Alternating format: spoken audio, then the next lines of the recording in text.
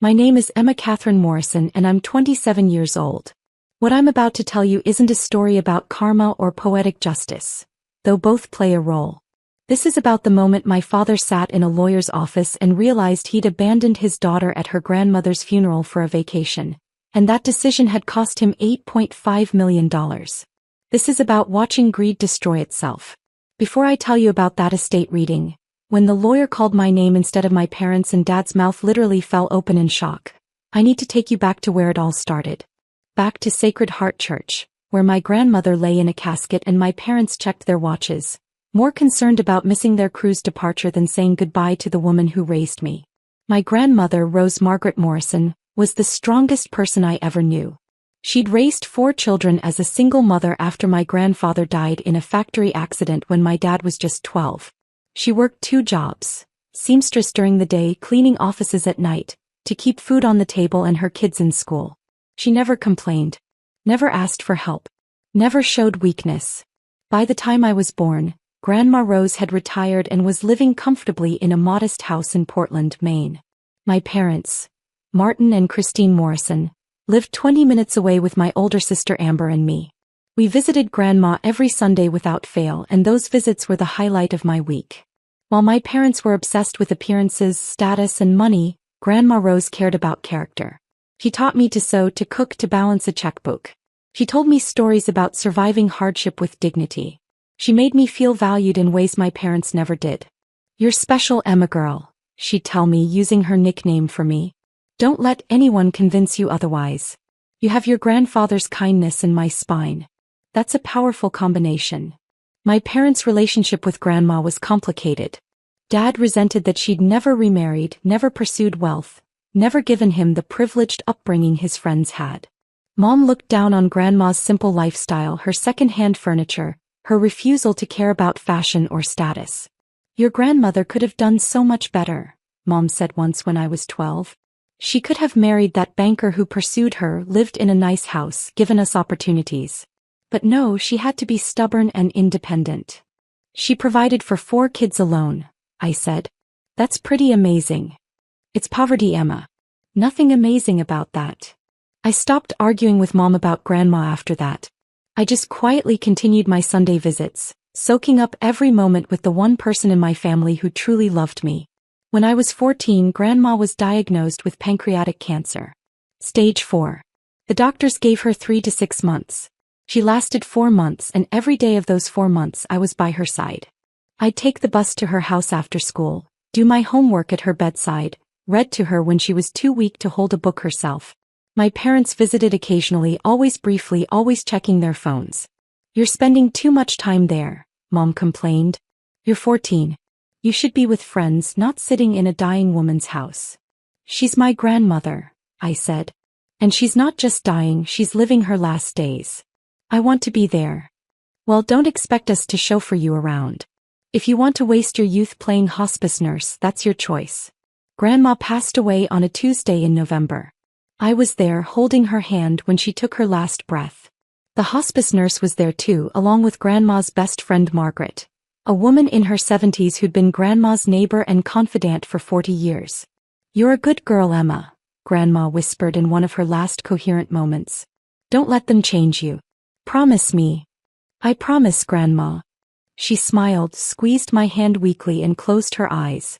2 hours later she was gone. If you're genuinely enjoying this story, please hit that like button. Your support helps me continue sharing these stories. I called my parents from the hospice. Dad answered. "She's gone," I said, crying. "Grandma died." There was a pause. "Hey, we'll handle the arrangements. Come home. Can you pick me up?" "Emma, we're busy. Take the bus. We'll see you at home."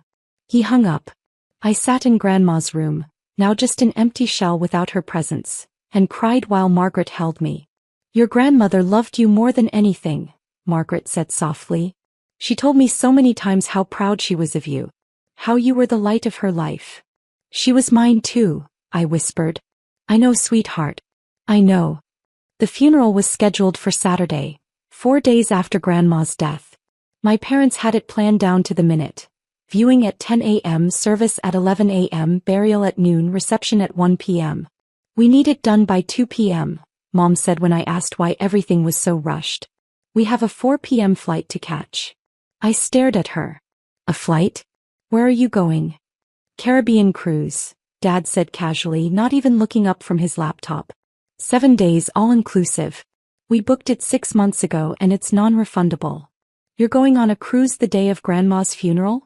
The funeral will be over by then, Mom said as if this were completely reasonable. We'll pay our respects, attend the service, and then we'll go. Life goes on, Emma. Your grandmother wouldn't want us to cancel our plans. She would absolutely want you to cancel your cruise. I was shouting now, disbelief turning to anger. She just died. You can't just bury her and then go party in the Caribbean.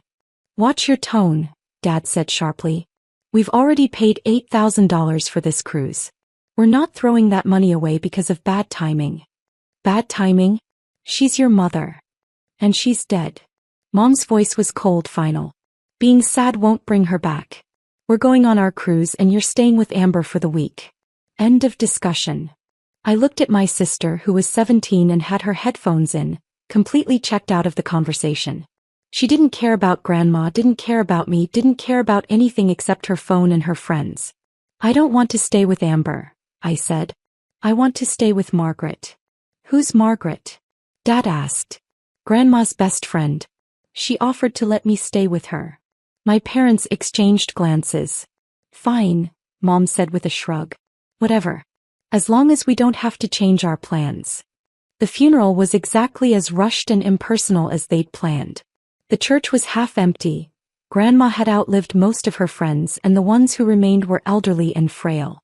My parents' siblings, 3 uncles and their families, attended, all looking vaguely uncomfortable.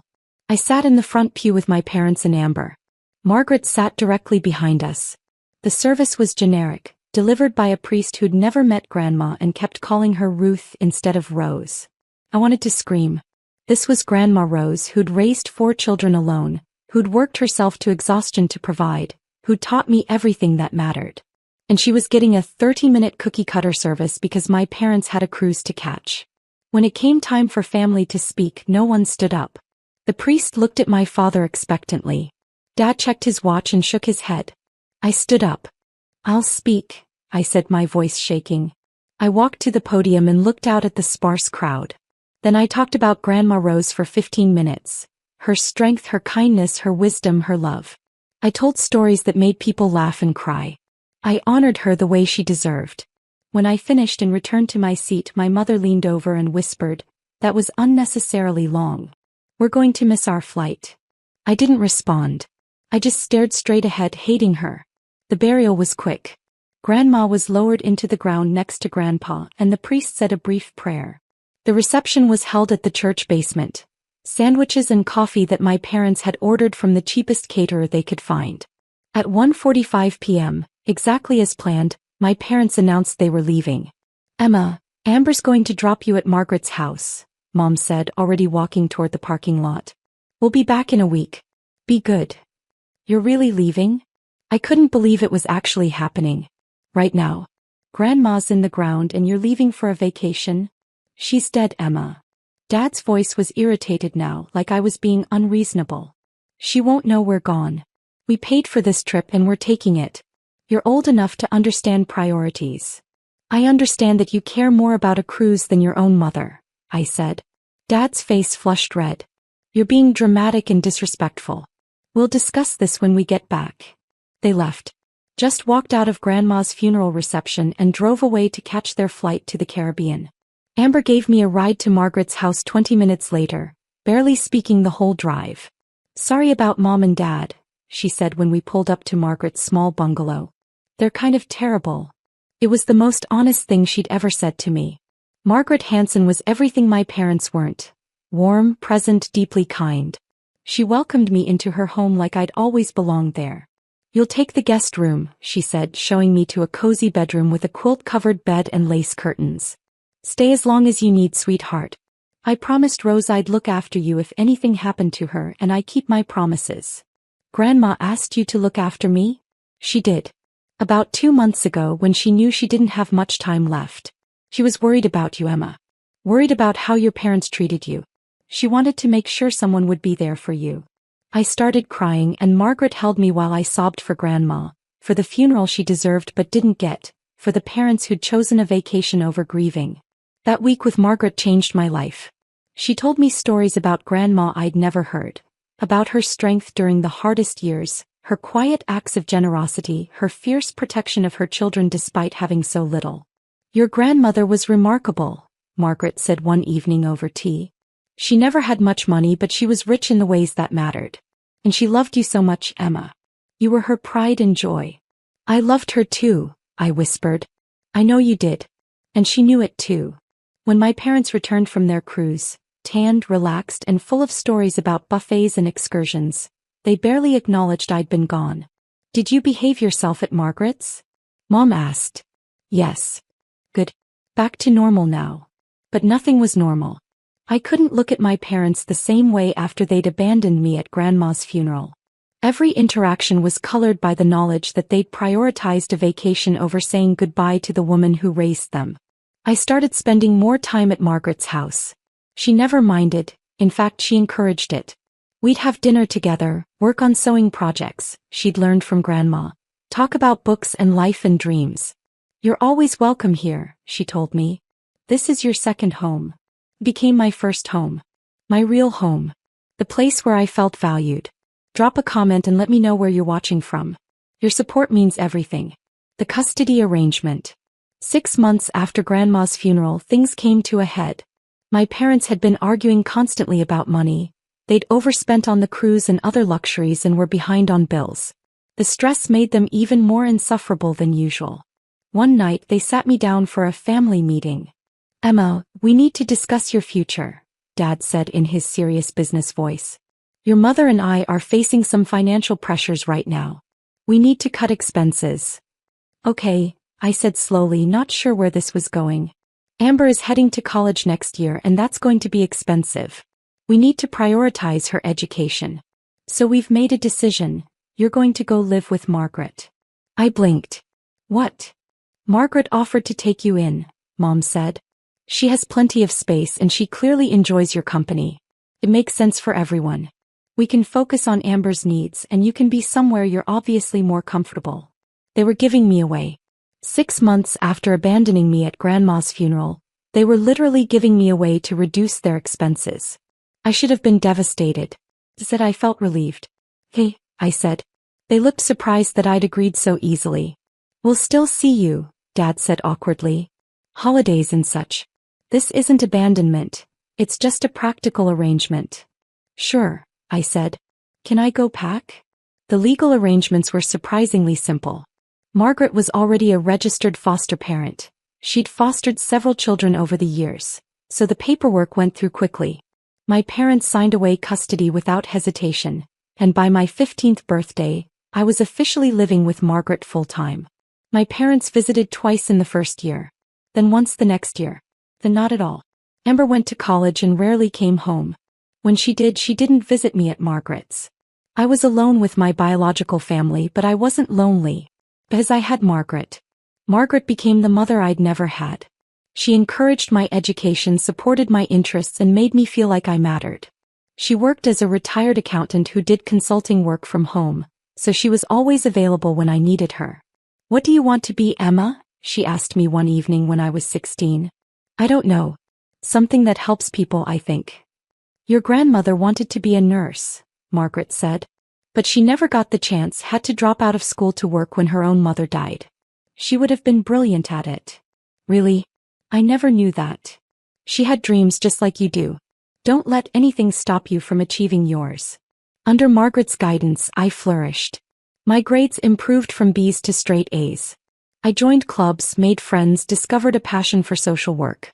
Margaret paid for SAT prep courses, college application fees, everything I needed. "I can't afford all this," I protested when she insisted on hiring a college counselor. "Yes, you can," Margaret said firmly.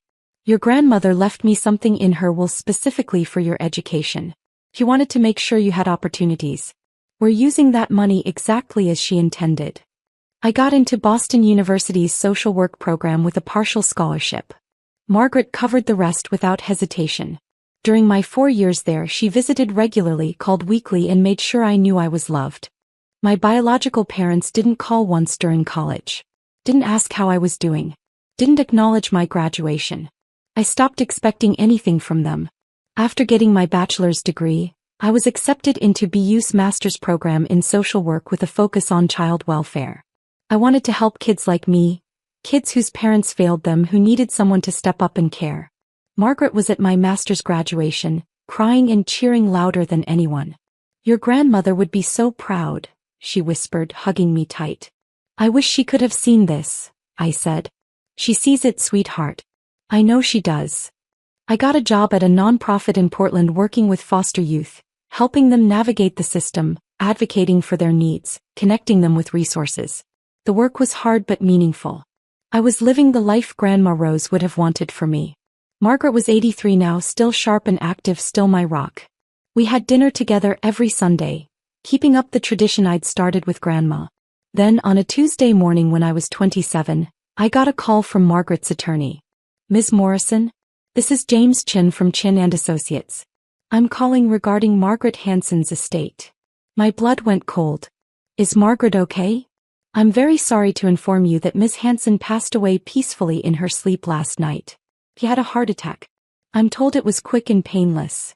The world stopped. "Margaret. Gone. Just like that." "No," I whispered. "No, that can't be right. I just saw her Sunday. She was fine." "I'm very sorry for your loss. Miss Hansen was a remarkable woman. She left very specific instructions for her estate, and as her attorney, I need to inform you that you're named as a beneficiary. There will be a formal reading of the will next Tuesday at 2 p.m. at my office. Your presence is required." "Okay," I said numbly. "Ms. Morrison, I should also inform you that we've contacted your parents and your sister. They've been named in the will as well and will be in attendance." "My parents? Why would Margaret leave them anything?" "I can't discuss the details over the phone. Everything will be explained at the reading. Again, my sincere condolences." He hung up. I sat in my office staring at the wall, trying to process that Margaret was gone. The woman who'd raised me, saved me, loved me unconditionally, gone. I barely functioned for the next week. I arranged Margaret's funeral, choosing a beautiful service at the same church where we'd buried Grandma Rose. I spoke about Margaret's kindness, her generosity, her impact on my life and the lives of dozens of foster children she'd helped over the years. My parents didn't attend the funeral. Neither did Amber. They were waiting for the will reading instead. Tuesday arrived. I dressed in a simple black dress and drove to Chin and Associates, a small law firm in downtown Portland. The office was elegant but understated, exactly the kind of place Margaret would have chosen. I arrived 15 minutes early and was shown to a conference room. And there they were, my parents and Amber already seated, looking expectant. I hadn't seen them in person in over 10 years. Dad had aged considerably, thinner, grayer, more worn. Mom looked harder, brittle, with too much makeup trying to hide the years. Amber was 30 now, wearing an expensive-looking suit that screamed try-hard corporate climber. "Emma," Dad said, standing awkwardly. "You look well." "Thank you." "We were sorry to hear about Margaret," Mom added, though her tone suggested she wasn't sorry at all. "She was quite fond of you." I didn't respond. I just took a seat across from them and waited. James Chin entered carrying a thick folder. He was a small, precise man in his 50s with kind eyes. "Thank you all for coming. I know this is a difficult time. Let's begin." He opened the folder and pulled out the will. Margaret Ann Hansen's last will and testament, executed on March 15th of this year. Ms. Hansen was very specific about her wishes, and I'm here to ensure they're carried out exactly as she intended. He began reading the standard legal language, sound mind, revocation of previous wills, etc. My parents were leaning forward, attentive. They clearly expected to receive something substantial. First, to my dear friend Rose Morrison's son Martin Morrison and his wife Christine, I leave the following: a complete accounting of every dollar they cost Rose through their selfishness and neglect. My parents froze. Dad's face flushed red. "What?" James Chin pulled out several pages of itemized documents. "Ms. Hansen documented every instance where you borrowed money from your mother Rose and never repaid it.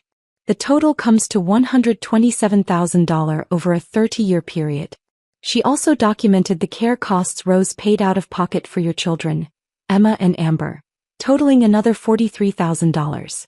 Miss Hanson wanted you to understand exactly how much Rose sacrificed for you while you treated her like an A-team.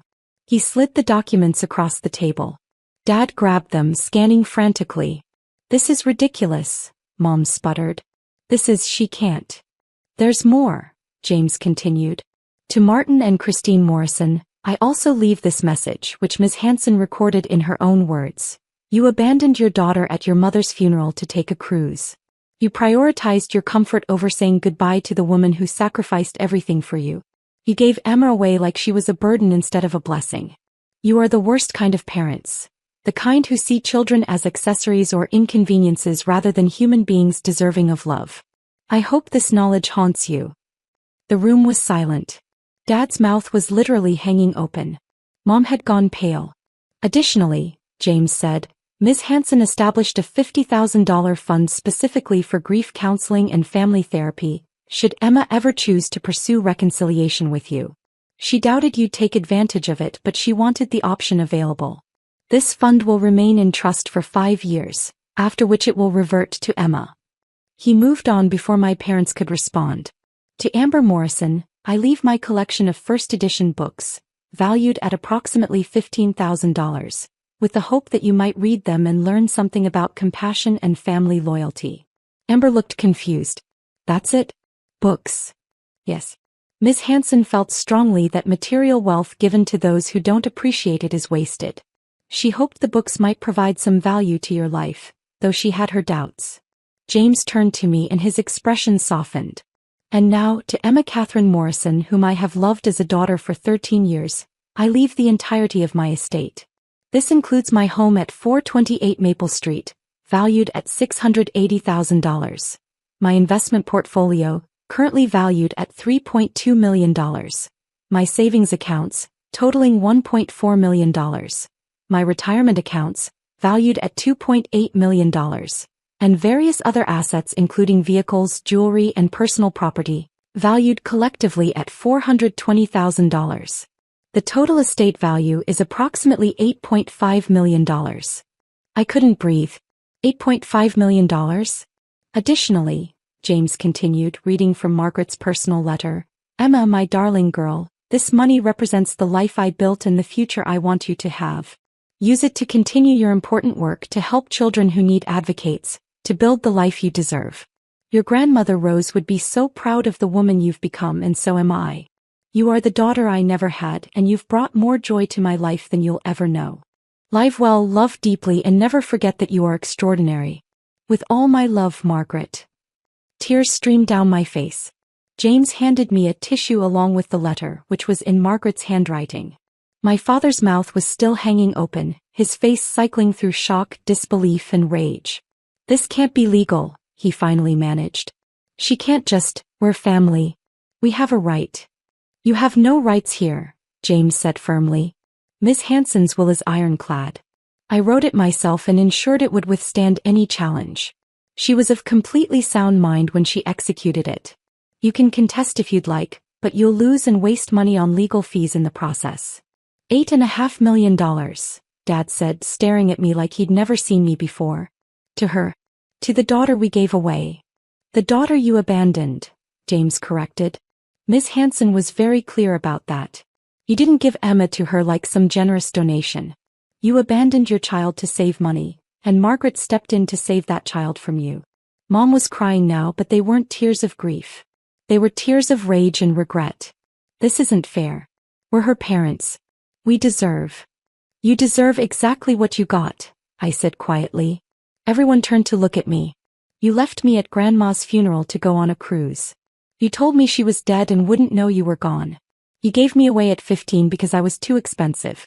You never called during college, never acknowledged my graduation, never cared if I was alive or dead.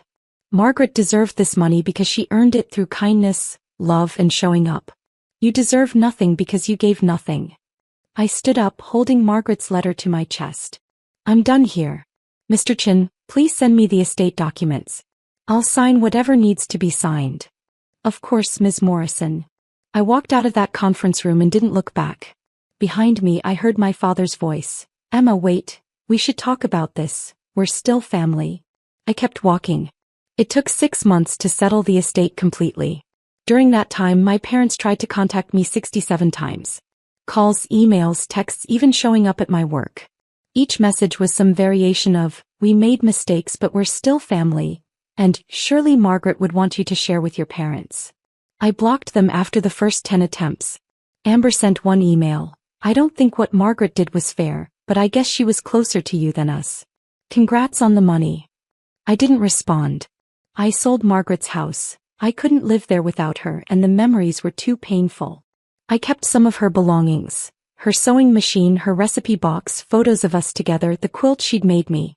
The money went into trust funds and investments, managed by a financial advisor. I kept working at the nonprofit. The money didn't change my commitment to helping foster youth. If anything, it strengthened it. I used part of Margaret's inheritance to establish the Rose Morrison and Margaret Hanson Foundation, a nonprofit providing educational scholarships and support services for foster children. The foundation serves 200 kids annually, giving them the opportunities Margaret and Grandma gave me. At the foundation's launch event, I spoke about both women, their strength, their kindness, their belief that love was action, not obligation.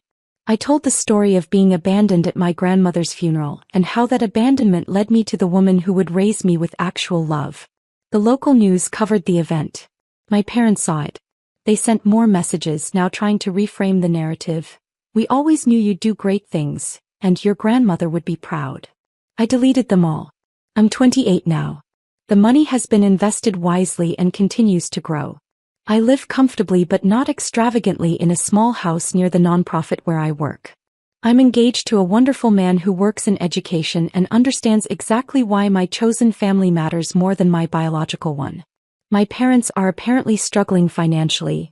I heard through distant relatives that Dad's business failed and they're living in a small apartment, surviving on Social Security. They're bitter about the inheritance they believe should have been theirs. I feel nothing hearing this.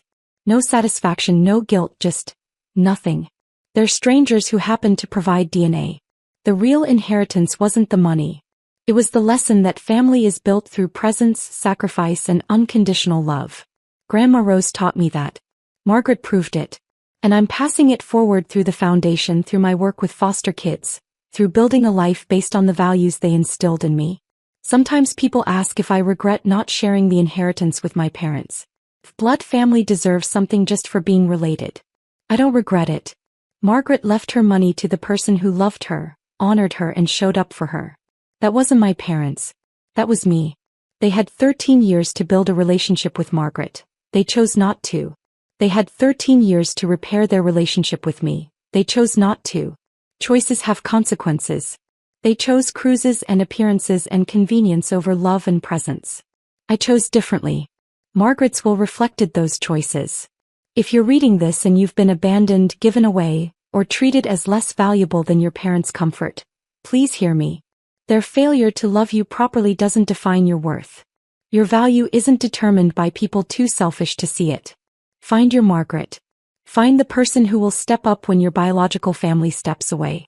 Build your life with their support and guidance.